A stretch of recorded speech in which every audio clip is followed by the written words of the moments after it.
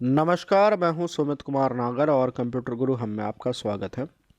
आज की वीडियो में हम बात करने जा रहे हैं रिलेशनल डेटा मॉडल के बारे में, जिसके अंदर हम डिस्कस करेंगे कि रिलेशन क्या होते हैं, एट्रीब्यूट क्या होते हैं, टपल क्या होते हैं, डोमेन, डिग्री, कार्डिनलिटी और कीज क्या होती हैं। तो चलिए करते हैं शुरुआत। सबसे पहले जानते हैं हम कि रिलेशनल डेटा मॉडल क्या है। यहाँ पर जो है मैंने आपकी अंडरस्टैंडिंग के लिए सिर्फ एक डेफिनेशन दे रखी है और ये डेफिनेशन हम क्या करेंगे, इस पूरी वीडियो में बिल्कुल क्लियर कर देंगे कि इस डेफिनेशन को समझने में आपको एक भी गड़बड़ नहीं रहेगी। तो सिर्फ यहाँ पर बात करते हैं डेफिनेशन की। डेफिनेशन क्या कहती है? ये हमें कहती है कि data is organized in a two-dimensional table and the relationship is maintained by storing a common field। तो ये वाली जो है डेफिनेशन है, ये क्लियर करते हैं। तो चलिए करते हैं शुरुआत। हम जान लेते हैं कि रिलेशनल डेटा मॉडल क्या था। रिलेशनल डेटा मॉडल जो था वो इंट्रोड्यूस किया गया था EF कोड के द्वारा 1970s में, और तब से लेके आज तक ये अकेला डेटाबेस का मॉडल है जो पूरी दुनिया में यूज़ हो रहा है। इसके अलावा हमारे पास कोई और डेटाबेस का मॉडल नहीं है जो हम यूज़ कर सकें। इसके अंदर क्या होता है कि रिलेशनल मॉडल जो है उसके अंदर जो डेटाबेस है वो रिप्रेजेंट किया जाता है रिलेशंस के कलेक्शन के थ्रू। और वो रिलेशन क्या होता है? रिलेशन एक कुछ नहीं होता, एक क्या होती है हमारे पास टेबल ऑफ वैल्यूज होती हैं। उस टेबल के अंदर क्या होती हैं, जो रो होती है हमारी, वो क्या होती है, वो रिप्रेजेंट करती है collection of related data values and these rows in the table denote a real world entity और अ रिलेशनशिप। यानी कि जो अभी मैंने आपको बताया था कि टेबल की फॉर्म में होता है, रोज एंड कॉलम की फॉर्म में होता है, और जो रो होती है हमारी वो क्या होती है, एक पर्टिकुलरली रिलेटेड वैल्यूज और रियल वर्ल्ड एंटिटी को रिप्रेजेंट करती हैं। वो किस तरीके से रिप्रेजेंट करती हैं, यहाँ पर जो है मैंने एक एग्जांपल दिखाया हुआ है कि यहाँ पर जैसे एक टेबल है हमारे पास, टेबल का नाम है स्टूडेंट डेटा। उसके अंदर हमारे पास कुछ एक कॉलम है जिसके अंदर हमारा आता है स्टूडेंट आईडी आ जाता है, रोल नंबर आ जाता है, फर्स्ट नेम आ जाता है, लास्ट नेम आ जाता है और ईमेल आ जाता है। अब स्टूडेंट आईडी यहाँ पर 1 है, रोल नंबर 11 है, फर्स्ट नेम टॉम है और इसका लास्ट नेम जो है वो प्राइस है। इसकी ईमेल आईडी है abc@gmail.com। तो यहाँ पर जैसे हमें दिख रहा है ये क्या है, एक पूरी की पूरी रो है, और ये पूरी की पूरी रो क्या करती है, रिप्रेजेंट करती है रिलेटेड वैल्यूज को। तो इस रो को देख के मुझे पहले ही पता चल रहा है कि ये जितना भी डेटा है वो टॉम प्राइस से रिलेटेड है, अगला जो डेटा है वो निक राइट से रिलेटेड है, और अगला जो है डाना नेटन से रिलेटेड है। तो इस तरीके से जो भी रो होती है वो क्या करती है, एक पर्टिकुलरली रिकॉर्ड को रिप्रेजेंट करती है। तो ये क्या हो गया, हमारा एक रिकॉर्ड हो गया। और इसके अंदर जो कॉलम होगा वो क्या करेगा, उसका एक एट्रीब्यूट होगा, यानी कि जो भी रिकॉर्ड होगा उसकी एक पर्टिकुलरली प्रॉपर्टीज जो है वो एक कॉलम के थ्रू रिप्रेजेंट होती है।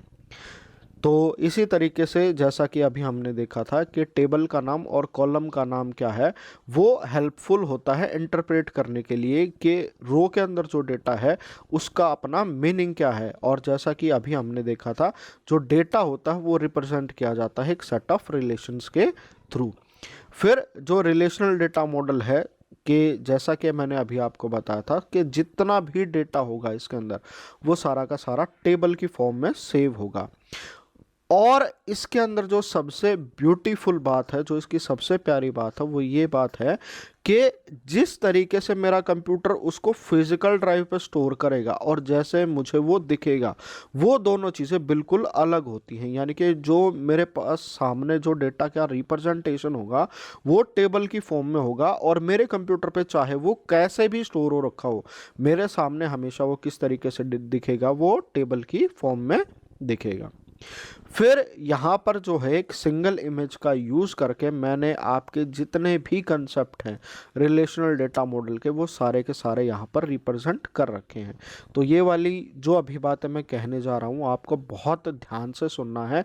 इसके अंदर जो भी पर्टिकुलर वर्ड लिखा हुआ है ये कंप्यूटर से रिलेटेड हर एक एग्ज़ाम में पूछे जाते हैं। तो सबसे पहला वर्ड आता है कि रिलेशन क्या होता है, कि जैसा अभी हमने बताया था कि कोई भी टेबल होती है उसको हम क्या कहते हैं, रिलेशन कहते हैं। रिलेशन जो होगा उसके अंदर हमारे क्या होंगे, उसके अंदर हमारी रो होंगे और कॉलम होंगे। तो ये वाली जो है हमारी रो है, और ये वाला, इसकी अगर मैं बात करूँ, ये वाला है हमारा वो कॉलम है। तो कॉलम है उसका दूसरा नाम होता है एट्रीब्यूट। ये वर्ड आप ज़रूर याद रखें, क्योंकि कंप्यूटर साइंस का कोई भी ऐसा एग्ज़ाम होता है जिसके अंदर डेटाबेस के बारे में पूछा जाता है, तो ये दो वर्ड जो अभी मैं आपको बताऊंगा ये हमेशा जो है वो पूछे जाते हैं। और सबसे कॉमन मिस्टेक होता है, हर कोई इसी में कॉमन मिस्टेक करता है। तो जो हमारा कॉलम होगा उसका दूसरा नाम क्या होगा, एट्रीब्यूट, और रो जो होगी हमारी क्या होगी, वो टपल होगी। इसके साथ साथ एक चीज़ और निकल के आती है कि कोई भी एक पर्टिकुलर रिकॉर्ड होता है हमारी टेबल के अंदर या रिलेशन के अंदर, उसको क्या कहा जाता है, उसको टपल कहा जाता है। तो ये चीज़ें आपने याद रखनी है। फिर जो दो वर्ड और हमसे पूछे जाते हैं वो होता है डिग्री और कार्डिनैलिटी। तो आपने ये याद रखना है कि टोटल नंबर ऑफ कॉलम, कोई किसी भी टेबल के अंदर जो टोटल नंबर ऑफ कॉलम होगा उसको डिग्री बोलेंगे, और जो टोटल नंबर ऑफ रोज होंगी उसको क्या बोलेंगे, कार्डिनैलिटी बोलेंगे। तो ये वर्ड जो है आपने स्पेसिफिकली याद रखना है। इसको याद करने की शॉर्टकट ट्रिक आप क्या कर सकते हो, आप याद रख सकते हो कि DC यानी कि डिग्री कॉलम, डिग्री कॉलम यानी कि जितने भी टोटल नंबर ऑफ कॉलम हो गए वो उसको क्या कहते हैं, डिग्री कहते हैं। इसके अपोजिट जो दूसरा हो गया वो टोटल नंबर ऑफ रोज है, उसको हम क्या बोलेंगे, कार्डिनैलिटी बोलेंगे। फिर एक और वर्ड इसके साथ साथ हमारा आता है, वो आता है प्राइमरी की। प्राइमरी की से रिलेटेड जितना भी डेटा है वो इसके नेक्स्ट वाली वीडियो में आपको पूरा डिटेल में जो है ये सारी चीज़ें बताऊंगा। बट अभी के लिए मैं आपको थोड़ा सा आइडिया दे देता हूं। जो प्राइमरी की होती है वो क्या होती है, कोई भी कॉलम या कॉम्बिनेशन ऑफ कॉलम हो सकता है रिलेशन का, जिसके थ्रू हम क्या कर सकते हैं, कोई भी जो डेटा हो गया हमारी टेबल के अंदर उसको यूनिकली आइडेंटिफाई कर सकते हैं। यानी कि कोई भी रिकॉर्ड है उसको यूनिकली आइडेंटिफाई कर सकते हैं। और जैसा कल वाली वीडियो में मैंने आपको बताया था कि डेटाबेस के अंदर जो है वो डुप्लीकेट वैल्यूज़ नहीं चलती हैं। ऐसा नहीं होगा कि आपने सेम जो रिकॉर्ड है वो 4 या 5 बार कॉपी पेस्ट कर दिया, वैसी चीज़ें नहीं होती हैं। इसके अंदर कोई भी रिकॉर्ड होगा तो वो एक बार ही एंटर होगा। फिर यही वाली जो चीज़ें हैं इसके अंदर अभी मैंने आपको एक्सप्लेन कर दिया है। यहाँ पर जो है इसको आपको दोबारा से समझा देता हूँ कि क्या होता है कि एट्रीब्यूट, जैसा कि मैंने बताया, कॉलम होता है। एट्रीब्यूट क्या करते हैं, एक पर्टिकुलर प्रॉपर्टी को रिप्रेजेंट करते हैं एक टेबल के अंदर। जैसा कि अभी हमने देखा तो कस्टमर नेम, कस्टमर ID, इस तरीके से जो है ये हमारी क्या है, एट्रीब्यूट है। फिर उसके बाद बात करते हैं हम टेबल क्या होता है। टेबल के अंदर जो भी रिलेशन होता है वो टेबल की फॉर्मेट में सेव होता है। उसके अंदर हम क्या करते हैं, रियल वर्ल्ड एंटिटीज़ यानी कि ऐसा ऑब्जेक्ट जिसका रियल वर्ल्ड के साथ कोई नाता है उसको स्टोर करके रखते हैं। जो टेबल होती है उसकी दो प्रॉपर्टीज़ होती हैं जिसके अंदर रो और कॉलम आ जाते हैं। जो रो है वो क्या रिप्रेजेंट करती है, एक रिकॉर्ड को रिप्रेजेंट करती है। रिकॉर्ड भी क्या हो गया, एक टपल का अल्टरनेट नेम हो गया। और कॉलम क्या है, हमारे एट्रीब्यूट को रिप्रेजेंट करते हैं। इसके साथ साथ जो टपल था, रिकॉर्ड बोले या टपल बोलो, दोनों की बात सेम है। वो क्या होती है, कोई भी एक सिंगल रो या सिंगल रिकॉर्ड, उसको हम क्या बोलेंगे, टपल बोलेंगे। फिर उसके बाद जो अगला जो टर्म इसके अंदर आती है वो क्या होती है, रिलेशन स्कीमा। कल वाली वीडियो में भी मैंने आपको बताया था स्कीमा क्या होता है। हमारा बेसिकली एक आर्किटेक्चर होता है जो यूज़ किया जाता है। आर्किटेक्चर का मतलब है कोई भी चीज़ किस तरीके से बनी हुई है, या इसको और दूसरे तरीके से मैं बनाऊं तो ये क्या होता है, मैप समझ सकते हो आप। तो कोई भी रिलेशन, अगर कोई भी टेबल अगर मैंने बनानी होती है तो उसका पहले रिलेशन स्कीमा बनाया जाता है। यानी कि उसके अंदर जो है क्या क्या वैल्यूज़ आ जाएंगी और उन वैल्यूज़ का जो होगा आपस में क्या रिलेशन होगा। जो स्कीमा के अंदर मैं डिफाइन करता हूँ वो एट्रीब्यूट को लेकर चला जाता है, रिकॉर्ड की वैल्यूज़ को नहीं लेकर चला जाता है। यानी कि जो भी उसके अंदर आएगा उसकी हम कौन सी प्रॉपर्टी के साथ काम करेंगे उन चीज़ों का ध्यान रखा जाता है। फिर बारी आई डिग्री की। जैसा कि मैंने बताया था DC करके आपने याद रखना है। यानी कि डिग्री का मतलब हो गया टोटल नंबर ऑफ एट्रीब्यूट कितने हैं उस टेबल के अंदर या उस रिलेशन के अंदर, उसको हमने क्या कहा, डिग्री कहा। कार्डिनैलिटी का number total number of rose in a table था। कॉलम क्या था, कॉलम एक एट्रीब्यूट था जो एक स्पेसिफिक प्रॉपर्टी को डिफाइन करता था। फिर बात करते हैं हम रिलेशन इंस्टांस की। इंस्टांस क्या होता है, किसी एक मोमेंट पर किसी चीज़ की वैल्यू क्या है। तो इसी तरीके से रिलेशन इंस्टांस जो होगा वो ये बताएगा कि एक मोमेंट पर यानी कि एक पर्टिकुलर टाइम पर उसके अंदर टपल कितने थे। उन सारी चीज़ों का जो वैल्यू थी वो क्या थी, और इस तरीके से जो है वो हमारा रिलेशन इंस्टेंस बनता है। जैसा कि मैंने अभी आपको बताया था कि कोई भी इंस्टेंस होता है उसमें डुप्लीकेट वैल्यूज़ नहीं आ सकती हैं, डेटाबेस के अंदर डुप्लीकेट वैल्यूज़ नहीं आती हैं। फिर एक जो टर्म यूज़ होगी जो हम अगली वाली वीडियो में बहुत डिटेल के साथ करेंगे, वो क्या होती है, रिलेशन की होती है। कि एवरी रो हैज़ 1, 2 और multiple attribute which is called as relation की। जैसा कि मैंने अभी आपको बताया था कि एक टेबल के अंदर किसी भी रिकॉर्ड को यूनिकली आइडेंटिफाई करने के लिए हम एक पर्टिकुलर एट्रीब्यूट या कॉम्बिनेशन ऑफ एट्रीब्यूट का यूज़ करते हैं, जिनको हम क्या कहते हैं, रिलेशन की कहते हैं। इसके थ्रू हम प्राइमरी की, सेकेंडरी की, अल्टरनेट की, कैंडिडेट की, ये सारी कीज़ बना सकते हैं, जिसको हम अगली क्लासेस में है वो पढ़ेंगे। फिर उसके बाद आता है एट्रीब्यूट डोमेन। एट्रीब्यूट का मतलब हमें पता है, डोमेन का मतलब क्या होता है, एक पूल ऑफ वैल्यूज़ जिसके अंदर से हम कोई भी वैल्यू जो है वो छाट सकते हैं। तो एट्रीब्यूट डोमेन का भी मतलब यही हुआ कि जो भी एट्रीब्यूट के अंदर जो आती है, जो वैल्यू आएंगी, वो पहले से ही एक पूल से उठ के आ जाएंगी। तो every attribute has some predefined values and scope which is known as attribute domain. तो जो वो पूल बनेगा जिसके अंदर से एट्रीब्यूट की जो वैल्यू आनी है उसको हम कहते हैं एट्रीब्यूट डोमेन।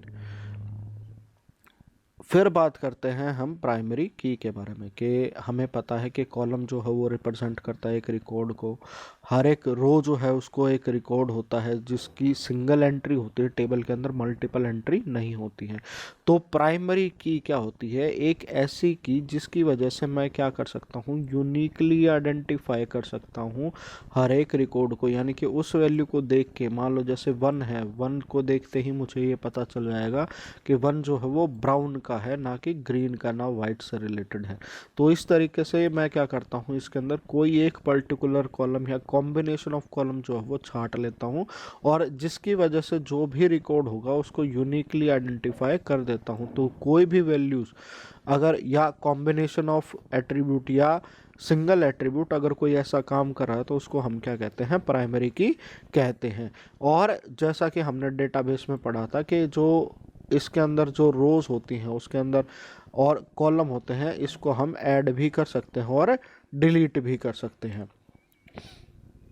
फिर इसके साथ साथ जो अगली की आती है वो आती है फॉरेन की। फॉरेन की का मतलब क्या होता है कि जैसा कि अभी मैंने आपको बताया था कि जो रिलेशनल मॉडल होता है उसके अंदर सारी की सारी चीज़ें टेबल की फॉर्मेट में होती हैं।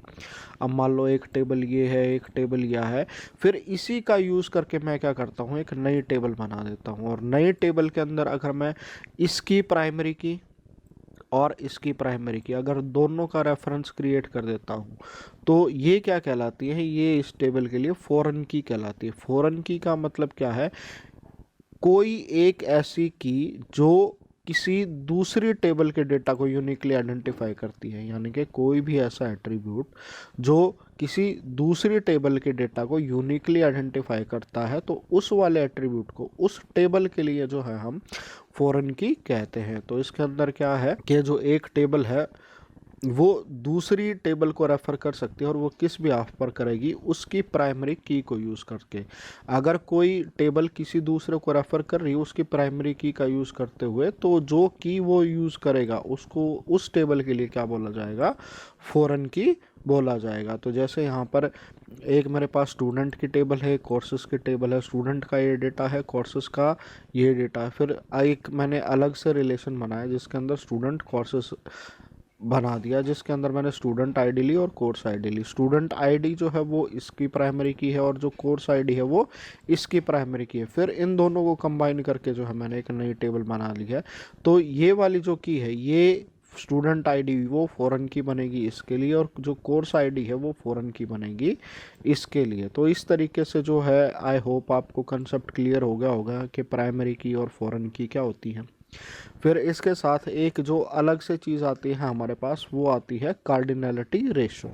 कार्डिनैलिटी रेशो क्या कहता है कि जैसे मान लो ये मेरी टेबल 1 है और ये टेबल 2 है, तो उसके अंदर क्या होता है कि जब मैं टेबल को कंबाइन करके कोई भी ऑब्जेक्ट बनाता हूँ, तो हो सकता है कि एक टेबल का जो ऑब्जेक्ट है, यानी कि उसकी एक पर्टिकुलरली वैल्यू है, वो दूसरी टेबल की सिंगल या मल्टीपल वैल्यूज़ के साथ जो है वो रिलेट कर सकती है। तो उसी के बिहाफ पर जो भी हमारा काम होता है, जो भी हमारा जो कंटेंट बनता है, उसको कार्डिनलिटी से रिप्रेजेंट किया जा सकता है, और वो किस एंगल से बनता है, कितनी बार बनता है, तो उसको जो है हम कार्डिनलिटी रेशो कहते हैं। कार्डिनलिटी रेशो में हमारा क्या होता है, 1:1, 1:n एंड m/n। तो 1:1 का मतलब क्या है, जब टेबल 1 का कोई एक पर्टिकुलर रो किसी दूसरी टेबल के एक पर्टिकुलर सिंगल रो को ही जो है वो रिप्रेजेंट करेगी, या उन दोनों के बीच में कोई रिलेशन होगा, तो ऐसे रिलेशन को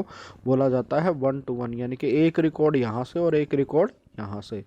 फिर जो दूसरी टाइप होती है, इसके अंदर आता है 1:many, यानी कि इसका एक रिकॉर्ड दूसरी टेबल के मल्टीपल रिकॉर्ड हैं उनको रेफरेंस कर रहा है। तो इस केस में अगर कोई ऐसा इंस्टेंस हमारा बन जाता है तो उसको बोला जाता है 1:many कार्डिनलिटी रेशो। इसी का जो है वो थोड़ा बड़ा प्रारूप अगर हम ले लेते हैं कि इसकी टेबल की जो है मल्टीपल वैल्यूज़ किसी दूसरी टेबल की मल्टीपल वैल्यूज़ को डिफाइन करती हैं, तो उसको बोला जाता है many to many cardinality ratio. जैसा कि student can take several classes and class have several student. तो ये जो है हमारा कार्डिनलिटी रेशो होता है, ये अभी जस्ट एज एन इंट्रोडक्शन मैंने आपकी वीडियो में डाला हुआ है। इसके बारे में डीप में किस तरीके से काम करेंगे जब हम जॉइंट्स के बारे में बात करेंगे, एसक्यूएल के बारे में बात करेंगे, तो ये सारी चीज़ें हमारे पास उभर के आएंगी। उसी का बेसिक जो था ये अभी आपको बताने के लिए ज़रूरी था।